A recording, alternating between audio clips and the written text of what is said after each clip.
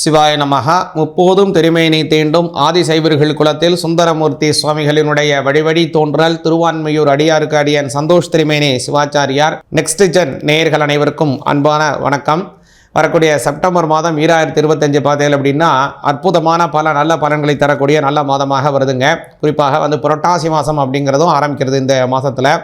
இந்த மாதத்தில் அநேகமான அத்துணை கிரகங்களினுடைய நல்ல சஞ்சாரங்களும் சூப்பராக இருக்குது. குறிப்பாக இந்த மாதத்தில் பார்த்தீங்க அப்படின்னா சூரிய கிரகணம் வருது. அதாவது குறிப்பாக சொல்லணும்னா 7ஆம் தேதி செப்டம்பர் மாதம் 7ஆம் தேதி ஞாயிற்றுக்கிழமை இரவு 9:57 ஆரம்பித்து மறுநாள் செப்டம்பர் மாதம் 8ஆம் தேதி காலை, அதாவது விடிய காலை 1:40 வரைக்குமே இந்த சந்திர கிரகணம் அப்படிங்கிறது நடந்து கொண்டிருக்கிறது. அதாவது சதய நட்சத்திரம் நடக்கும்போது இந்த கிரகணம் ஆரம்பிக்குது. முடியும் போது பார்த்திங்கன்னா பூரட்டாதி நட்சத்திரம் வந்துடுது. அதில் இந்த சதயம் பூரட்டாதி ஜென்மான ஜென்ம நட்சத்திரங்களும் அதற்குண்டான சவிய நட்சத்திரங்களும் சாந்தி செய்து கொள்வது அவசியமாகுதுங்க. மொத்தமாக பார்த்திங்கன்னா 8 நட்சத்திரத்திற்கு இதன் மூலமாக சாந்தி செய்ய வேண்டும். அதாவது புனர்பூசம், விசாகம், பூரட்டாதி, திருவாதிரை, சுவாதி, சதயம், அதே போல் கவனிச்சிங்க அப்படின்னா திருவோணம், உத்திரட்டாதி ஆகிய 8 நட்சத்திரக்காரங்களும் இதன் மூலமாக சாந்தி செய்து கொள்வது மிக மிக அவசியமாகுது. அதேமாதிரி இந்த மாதம் பார்த்திங்கன்னா அற்புதமான நல்ல பலன்கள் தரக்கூடிய மாதமாக இருக்கிறது. அதேமாதிரி இந்த மாதம் முழுவதுமே சனி பகவான் வக்ரகதியிலே போகிறார். ராகுவுடன் சேர்ந்து அவர் கும்பராசியில் இருக்கார். குரு பகவானை பார்த்திங்கன்னா மிதுன ராசியிலே தான் முழுவதுமே அவர் இந்த மாதம் முழுவதுமே சஞ்சாரத்தை செய்து கொண்டிருக்கிறார். சூரிய பகவான் முதல்ல கவனிச்சிங்கன்னா அவர் சிம்மராசியில் ஆட்சி பலம் பெற்றிருக்கிறாரு. இந்த மாதம் 17ஆம் தேதிக்கு அவரும் அவருடைய ஸ்தானத்திலிருந்து அடுத்த ஸ்தானமாக இருக்கக்கூடிய கன்னிராசிக்கு பயிற்சி ஆகிறார். அதே மாதிரி புத பகவானை கவனிச்சிங்கன்னா இந்த மாதம் 11ஆம் தேதி அவர் முதல்ல கன்னிராசிக்கு வரார் சிம்மராசிலேருந்து. அடுத்து இந்த மாதம் 29ஆம் தேதி கன்னிராசியிலிருந்து மறுபடியும் துளாராசிக்கு பயிற்சி ஆகிறார். இப்படி புத பகவானுடைய சஞ்சாரம் அமையுது. அதே மாதிரி சுக்கிர பகவானை கவனித்தோம் அப்படின்னா இம்மாதம் 16ஆம் தேதி வரைக்கும் அவர் இருக்கக்கூடிய ராசி அப்படிங்கிறது சிம்ம ராசியில் இருந்து அடுத்தது கன்னி ராசிக்கு பயிற்சி ஆகிறார். செவ்வாய் பகவான் கன்னி ராசியிலிருந்து 15ஆம் தேதி செப்டம்பர் மாதம் 15ஆம் தேதி துலா ராசிக்கு மாறுறார். இப்படியாக இந்த சஞ்சார அமைப்புகள் இந்த நவகிரகங்களும் இருக்கிறது. இதில் முக்கியமாக பார்த்திங்கன்னா கேது பகவான் இந்த மாதம் முழுவதுமே அவர் சிம்மராசியில் தான் போயிட்டுருக்காரு. இந்த கேது ராகு இவங்களுடைய எந்த இடத்துல இருக்காங்களோ அந்த வீட்டில் சூரிய பகவானினுடைய சேர்க்கை வரும்போது அந்த சமயத்தில் கிரகணம் வருவது வாய்ப்பு அதிகமாக உள்ளது. அந்த சமயத்தில் தான் இந்த முறை வரக்கூடியது சூரிய கிரகணம், சந்திர கிரகணம் வருது. அந்த சந்திர கிரகணம் நம்ம பூமி, அதாவது இந்தியாவில் தெரியறதுக்கான வாய்ப்பு அதிகமாக இருக்குது. அதனால் நம்மளுடைய சந்திர கிரகணம் நமக்கு அனுஷ்டானத்தில் உள்ளது. அந்த முன்னாடி சொன்ன மாதிரி தான் இந்த 8 நட்சத்திரக்காரங்க அன்றைய தினம் சாந்தி செய்து கொள்வது மிக மிக அவசியமாக இருக்குது. அதே மாதிரி இந்த மாதத்தில் ஒரு சிறப்பு என்னென்னா புரட்டாசி மாதம் வருது. இந்த மாதத்துலேருந்து புரட்டாசி மாதம் ஆரம்பிக்கிறது. கூடுதலாக முன்னாடி 7ஆம் தேதி செப்டம்பர் 7ஆம் தேதியிலேருந்தே பார்த்திங்கன்னா முன்னோர்களுக்கு ஒரு தர்ப்பணம் செய்வதற்கு ரொம்ப சாதகமான ஒரு 15 நாட்கள் வரும். அதுக்கு பேர் பிதுர் பட்சம்னு சொல்லுவாங்க. சில பேர் மகாலய பட்சம் அப்படின்னு சொல்லுவாங்க. இதனுடைய அங்கமாக கடைசியில் வரக்கூடியது மகாலய அமாவாசை வருங்க. 21ஆம் தேதி மாதம் 21ஆம் தேதி மகாலய அமாவாசை வருது. அதனால் இந்த 7ஆம் தேதியிலேருந்து 21ஆம் தேதி வரைக்கும் வரக்கூடிய 15 தினங்கள் அப்படிங்கிறது பிதுர் பட்சம், அதாவது மகாலய பட்சம். இந்த 16 தினங்களும் நாம் என்ன செய்யலாம் அப்படின்னா முன்னோர்களுக்காக தர்ப்பணங்களை செய்வது மிக மிக நல்ல பலனை தரக்கூடியது. அதனால் இதுலேயே நீங்கள் முன்னோர்களுக்கான திதி கொடுப்பதை, முன்னோர்களுக்கு தர்ப்பணம் செய்வதெல்லாம் செய்வது மிக மிக நல்ல பலனை தருங்க. மேலும் உங்களுடைய ராசிக்கு மாதம் என்ன பலன்கள் வருதுங்கிறத தெளிவாக பார்ப்போம். சிம்ம ராசியாகிய உங்களுக்கு இந்த செப்டம்பர் மாதம் 2025 என்ன மாதிரியான பலன்கள் அப்படின்னு பார்த்தேன் அப்படின்னா, அதாவது ஒரு குறிப்பாக சொல்லணும் அப்படின்னா சிம்ம ராசிக்கு 7ஆம் இடத்துல சனி இருக்கார். அதாவது இந்த ராகு பகவானினுடைய சஞ்சாரம் உங்களுடைய 7ஆம் இடத்துல இருக்குது. கேது பகவான் உங்களுடைய ஜென்மத்தில் இருக்குது. அதே மாதிரி சூரியனும் ஆட்சி பலத்துடன் உங்களுடைய ஜென்மத்துக்கு வரார் சிம்மத்துக்கு. இந்த காலம், அதாவது இந்த மாதம் ரொம்ப கவனத்தில் இருக்க வேண்டிய மாதமாக இருக்கிறது. எந்த விஷயமாக இருந்தாலும் சிம்மராசிக்காரங்களுக்கு இந்த மாதம் மிக மிக மிக கவனமாக இருக்கணும். எதனால் அவ்வளோ தூரம் சொல்கிறேன் அப்படின்னு கேட்டீங்கன்னா, உங்களுடைய ஜென்மஸ்தானத்தில் இருக்கக்கூடிய சூரிய பகவானுக்கு வலிமை குறைகிறது. அதான் முக்கியம். எந்த இடத்துல கேதுவுடன் அதை சூரியன் சேர்ந்தாலும் சரி, ராகுவுடன் சேர்ந்தாலும் சரி, அவர்களுடைய வலிமை குறையும்.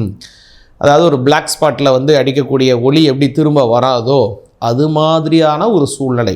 சாயா கிரகம் அப்படின்னு பேர் ராகு கேது. அதனுடன் சேரக்கூடியதுனால அவருடைய பலம் கொஞ்சம் குறையிறது. இதில் முக்கியமாக இருக்கணும். அடுத்ததாக அவங்களுடைய ராசிநாதன் வலிமை இழந்துட்டார், அதனால் பிரச்சனை அப்படின்லாம் நீங்கள் ஒரு ஒரு ஒரு ஒரு விஷயத்தில் நீங்கள் இது பண்ணாலும் கூட இதில் வலிமையாக்கக்கூடிய ஒரு சில நல்ல விஷயங்களும் இருக்குது. என்னென்னு கவனிச்சேன் அப்படின்னா 11ல் இருக்கக்கூடிய குரு பகவான் அது உங்களுக்கு ஒரு பெரிய ப்ளஸ்ஸாக அமைகிறது. கூடுதலாக 2ஆம் இடத்துலேருந்து இருக்கக்கூடிய செவ்வாய் பகவான் அது வந்து பொருளாதார ரீதியாக நல்ல வளர்ச்சிகளை தராரு. எல்லாம் இருந்தாலும் கூட இந்த மாதத்தில் நீங்கள் என்ன விஷயம்னா, அதாவது கைக்கு கிடைக்கிறதுப்பா, ஆனால் வாய்க்கு அது போற மாட்டேங்கிறது, அல்லது அந்த வாய்க்கு வர்றது வயிற்றுக்கு போகல, அல்லது வாய்க்கே எட்டலை, இந்த மாதிரியான ஒரு சூழ்நிலையை தான் உருவாக்கும். பொருளாதார வளர்ச்சிகள் இருக்கும், எல்லா விஷயங்களும் உங்களால் இது பண்ண முடியும். ஆனால் அதன் மூலமாக ஒரு திருப்தி வந்துருத்தா அப்படின்னா அது இல்லை. சிம்மராசிக்காரங்களுக்கு திருப்தி ரொம்ப கம்மியாக வரக்கூடிய காலமாக இருக்குது. ஏன்னா ரொம்ப விலை மதிப்பு அற்றது என்னென்னா திருப்தி. திருப்திங்கிறது நம்ம வந்து வெளியில் தேட முடியாத ஒரு விஷயமாக இருக்குது. நமக்கு நாமே முக்கியமாக ஒரு வைத்து கொள்ள வேண்டிய, ஒரு ஏற்படுத்தி கொள்ள வேண்டிய ஒரு கட்டாயம் என்னென்னா திருப்தி. அது வந்து உங்களுக்கு அடைவதற்கான வாய்ப்பு இந்த மாதத்தில் கொஞ்சம் குறைவாக இருக்குது. அதனால் வந்து சிம்மராசிக்காரங்க புதிய செயல் ஈடுபடுவதை கொஞ்சம் கவனமாக செய்யுங்க. அதுன்னு புதிய செயலையே வேண்டாம் அப்படின்னு சொல்ல முடியாது இல்லையா? எல்லா மாதமும் நம்ம செய்ய வேண்டும், அன்றாட வேலைகளை நம்ம ஓடிக்கொண்டாக வேண்டும், எல்லாத்துக்கும் தான் செய்யணும், எல்லாத்துக்கும் போக வேண்டிய சூழ்நிலைகள், காலகட்டங்கள், ஒரு சூழ்நிலைகள் வந்துட்டுருக்கு.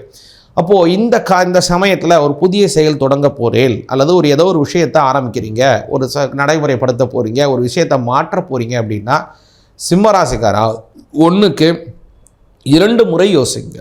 குறிப்பாக உங்களுடைய சக ஊழியர்கள், இல்லை நீங்கள் ஒரு பிஸ்னஸ் பண்ணிட்டு இருக்கீங்க அப்படின்னா உங்களுடைய இருக்கக்கூடிய பார்ட்னர்ஸ் அவள்கிட்டலாம் வந்து உங்களுடைய எதிர்கால ஃப்யூச்சர் பிளான் என்ன, எதை வச்சு நம்ம மூவ் பண்ண வேணும், இதற்கு இன்னும் என்ன விஷயத்தை இன்னும் எக்ஸிக்யூட் பண்ணணும், எப்படி நாம் இதை கொண்டு போயின்னு இருக்கோம் அப்படிங்கிற ஒரு விஷயத்தை கலந்து ஆய்வு செஞ்சுக்கிறது ரொம்ப ரொம்ப முக்கியமாக இருக்கிறது சிம்மராசிக்காரர்கள். பெரும்பாலும் சிம்மராசிக்காரர்களுக்கு பார்த்தேன் அப்படின்னா ஒரு எவர் கிரீனான பார்ட்னர் அமைவதற்கு வாய்ப்பு ரொம்ப கம்மி.